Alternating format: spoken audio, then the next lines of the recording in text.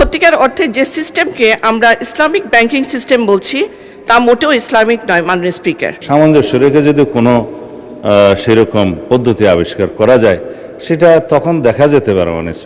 মাননীয় speaker, group of people আছে যারা চাই এই দেশটা পরিচালিত হোক ইসলামী আইন অনুযায়ী, আর আদার গ্রুপ অফ পিপল হচ্ছে ভিন্ন মতে বিশ্বাসী। মাননীয় স্পিকার, তবে বাংলাদেশের বেশিরভাগ মুসলমানরা ইসলামিক ব্যাংকিং সিস্টেমের ক্ষেত্রে সকলে একমত। বাংলাদেশের শুরুতে একটি মাত্র এই ইসলামিক সিস্টেমটা যেহেতু বাংলাদেশের মানুষের একটা মুসলমানদের একটা অভিপ্রায়, এটাকে প্রাধান্য দিয়ে প্রথমে ইসলামিক ব্যাংকিং সিস্টেমটা চালু করে বাংলাদেশের ইসলামী ব্যাংক। এরপরে এখন বাংলাদেশে প্রায় প্রতিটি ব্যাংকেই এই Islamic banking system window open আছে।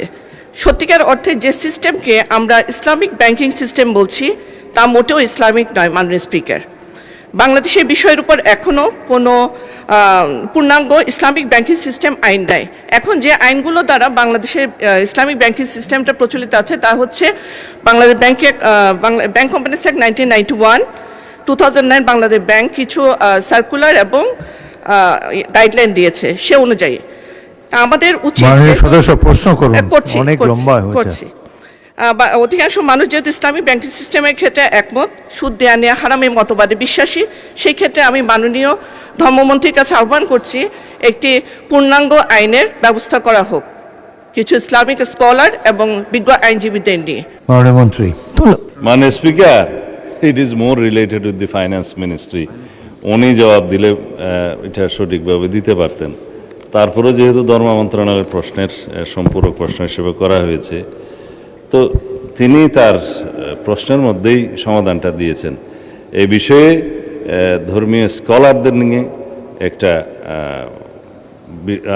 করা যায়, গবেষণা করা যায়, যে গবেষণার ফলের যদি কোনো সমাধান আসে এ বিষয়ে ইসলামী শরিয়াভিত্তিক যে আর্থিক ব্যবস্থা এবং সুদবিহীন ঋণের ব্যবস্থাতে আধুনিক দুনিয়ার সাথে তাল মিলিয়ে যদি করা যায়, শুধুমাত্র বাংলাদেশের জন্য নয়, এটা ইন্টারন্যাশনাল ট্রানজ্যাকশনেরও ব্যাপার আছে, ব্যাংকিং সিস্টেমের ব্যাপার আছে, সামঞ্জস্য রেখে যদি কোনো সেরকম পদ্ধতি আবিষ্কার করা যায় সেটা তখন দেখা যেতে পারে। মাননীয় স্পিকার, এখন এটা এক্সপেরিমেন্ট করার জন্য নীতিগত কোনো সিদ্ধান্ত নেওয়া হলে সেটা সরকারি পর্যায়ে তখন আলোচনা করা যাবে। ধন্যবাদ মাননীয় স্পিকার।